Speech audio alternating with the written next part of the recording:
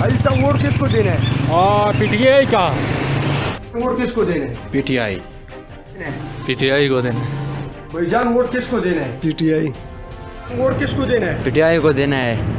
Vote इंशाल्लाह PTI को देना है, इसके सिवा कोई वो नहीं है कि किसी और को दे दें, क्योंकि सारे चोरे इकट्ठे हुए हैं। सिर्फ एक ही वो बंदा है इमरान खान के। पीटीआई को देना है। वोट किसको देना है? पीटीआई इमरान खान। किसको देना है? पीटीआई वोट किसको देना है? जे वोट देना है कैदी नंबर 804 इमरान खान। जान वोट किसको देना है? पीटीआई को। जान वोट किसको देना है? Vote KG number 804 Imran Khan.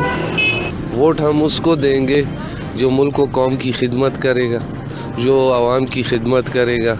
आप देखें कि यहाँ पे महंगाई का क्या हाल हो गया, हमारे मुल्क का सत्यानाश हो गया, हर कोई अपने मफाद के लिए खड़ा हुआ है।